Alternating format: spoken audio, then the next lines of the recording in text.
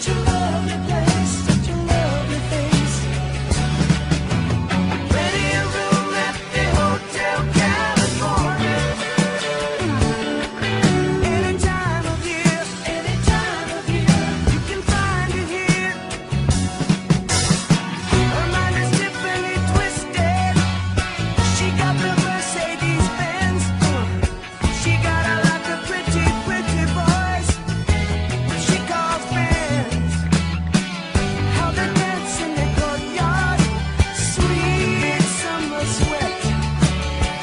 Some dance to remember, some dance to forget. So I called up the captain, please bring me my wine. He said, we haven't had that spirit here since 1969. And still those voices are calling from far away. Wake you up in the middle of the night just to hear them say, welcome to the Hotel California. Such a lovely place, such a lovely place, such a lovely face. They're living it up at the Hotel California. What a nice surprise, what a nice surprise. Bring your alibis. Mirrors on the ceiling, they pink champagne on ice. And she said, we are all just prisoners here of our own device. And in the master's chambers, they gathered for the feast. They stab it with their steely knives, but they just can't kill the beast. Last thing I remember, I was running for the door. I had to find the passage back to the place I was before. Relax, said the nightman, we are programmed to receive. You can check out anytime you like, but you can never leave.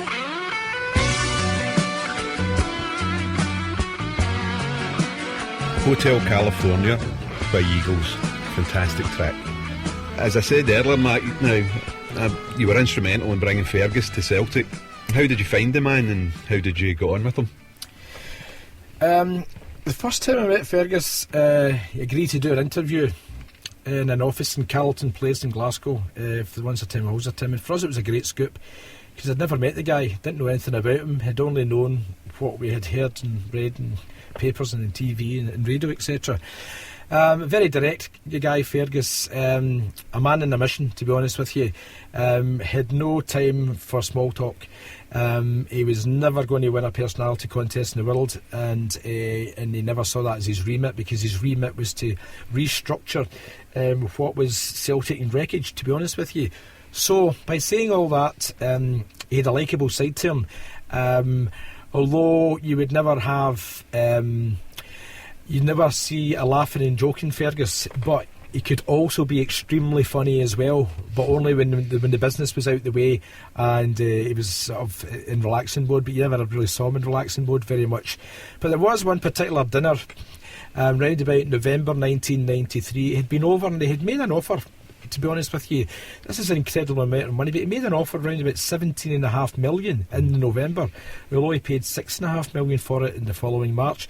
Made about a £17.5 million offer to buy out the club completely, and he obviously had backers, and this was knocked back. Brian Dempsey arranged a dinner at the Thistle Hotel, and it was 9 guys who were in some way involved in the takeover bids, and I was there from Celts for Change, and the 9 other guys, the other 8 guys apart from Fergus, there was David Lowe, so that left another 6 guys I didn't know at all. And at the end of this dinner, the dinner was arranged by Brian Dempsey to thank Fergus for his efforts for coming over and doing things. And Fergus had said he'd had enough. They weren't taking that offer. He wasn't interested. He could do no more. He was going back to Canada, and that was the end of that. So this was a wee thank you dinner. And at the end of that dinner, Fergus asked everybody, or Brian, can't remember which one it was, to stand up and say what Celtic meant to them. This is 1993. The campaign was 2 or 3 months underway. It was helter-skelter. Relationships were, at a crucial point with people in your life because you were hardly ever there. You were almost fixated with doing all the work that was needed in this campaign. But it was, you were on you were on a journey you couldn't really get off once we had started it, and the fact things were going great. So I was quite nervous at this point. In fact, I was extremely nervous, and I was, I think, the second last person to speak. And when it came round, Fergus was the guy in front of me, and I thought, I'm just going to stand up here. I don't know anything about these business guys. I don't know anything about the business. I'm just going to stand up and say what a wee guy from Pollock thinks about supporting Celtic. And anyway, Fergus stood in front of me, and I'll never ever forget these words. It's words I had never thought that would come out of his mouth. He stood up and he said that every Celtic fan anywhere in the world should be proud of everything they've achieved, because everything they've achieved in their life, they've achieved in their own merit, without having to join any secret organisation to get there. And that riveted right through me. I thought, wow. I said, there's a guy that does really understand what the fans' mentality is about. And I never ever forgot those words. I never needed reminded of them. And I just thought, that really does sum up a Celtic fan. We don't have to join secret organisations to get anywhere in life. We do enjoy achieving things in life in our own merit, whether it's family or whether it's supporting Celtic or whether it's anything we're doing at our work. So Fergus kind of encapsulated all that in that wee statement, and I thought, this guy's a real deal. There's absolutely no doubt about it. And the whole 5 years he was at Celtic Park, I think I only crossed his path 3 or 4 times. And any time you did, he was running about Celtic Park with a big pile of folders and papers under his arms, work to be done.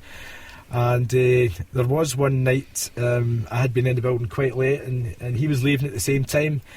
And he said to me, which way are you going, Matt? Which way are you going? He stayed in Pollock Shields at the time, and I was living in Shawlands at the time, so it was quite nearby. And I said, I'm just going home. Fergus didn't drive, and you always get taxis everywhere. And he says, can you drop me off? Can you drop me off in Pollock Shields? Can you drop me off Pollock Shields? And I said, yeah. I says, no problem at all.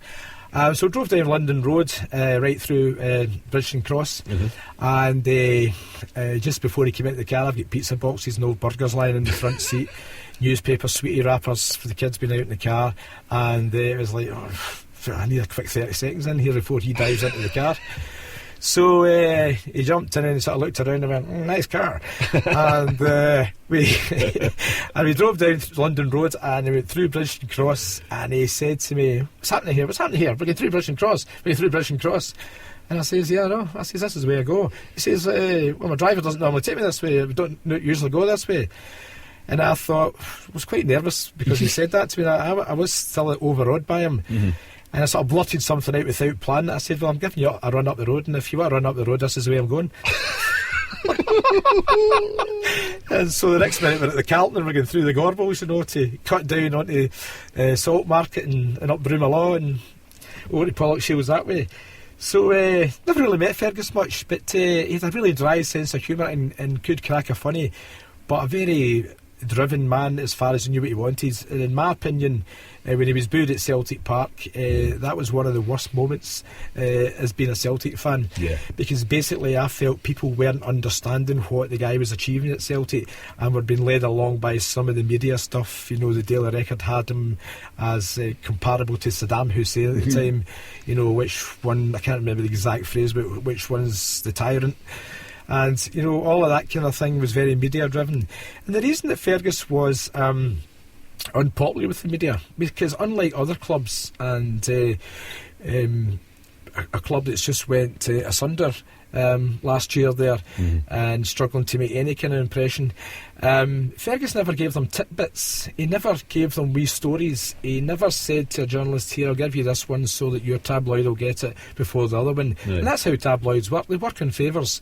They work on people giving a certain journalist a wee tip, and they'll use both the main tabloids in Scotland. And of course they get quality papers like the Scotsman and the London Times and the Glasgow Herald and these kind of things. But the two main tabloids, I don't even want to mention their name, but you know what they are. They were always getting fed wee tidbits from other places. And Ferguson never did that. So because he never did that, he wasn't popular with them. So they always try to get him. and some people unfortunately believed that. But I can safely say, from what I know now, and I've never seen Fergus since, he was an absolute stalwart for Celtic, a real hero in getting them back. And I tell you what, if we went through some hard times and difficult questioning, he went through 10 times worse. Yeah. Well, the media, I mean, we all love them, don't we? Yeah, the media, well, the media are getting found out now because, as you know yourself, Billy, in the world of new media, people can express themselves and they can have a bit of fun. You're absolute king of the comedy at the minute with your videos and your takes and things and your songs. They're all very clever, very imaginative. And people can now express themselves. They don't have to read the media. In those days, there's no internet. So people had no way of expressing how they felt about things, but now people can do it. And it's great to see. Good stuff. Your next song, I'll let you explain that one. The next song is, for me, the king of grunge. Neil Young has written so many great songs, and he's still going around. In fact, I've just got tickets recently to go and see him in Glasgow this June. He can write lovely guitar songs on acoustic, and he can also do 3-4-man electric guitar stuff with the Crazy Horse, and this is one of my favourite Neil Young songs. I wanna live with a cinnamon girl. I can be happy the rest of my life with a cinnamon girl. A dreamer of pictures, I run in the night. You see us together, chasing the moonlight, my cinnamon girl.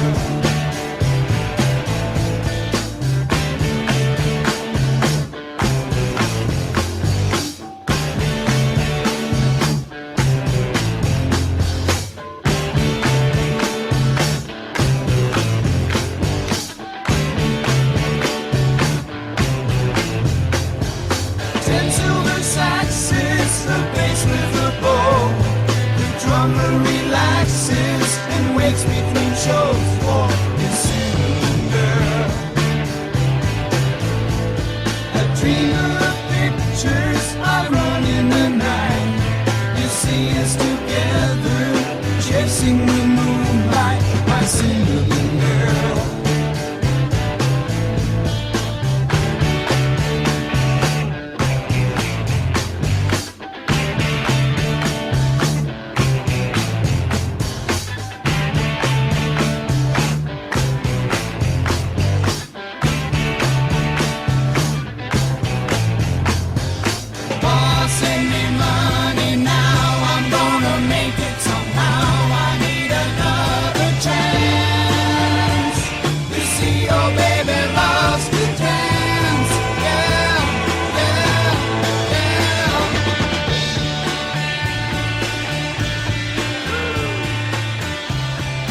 Neil Young and Crazy Horse in a song called Cinnamon Girl. You seem a very moral man, Matt. Who would you put this down to? Well, I think it's down to your parents, to be honest with you. I think that my mother was always wanting to do better for us, and she had a couple of different jobs, and she wanted to send us to fee-paying schools, and that might be looked upon a bit different now. But in those days, it was to sort of try and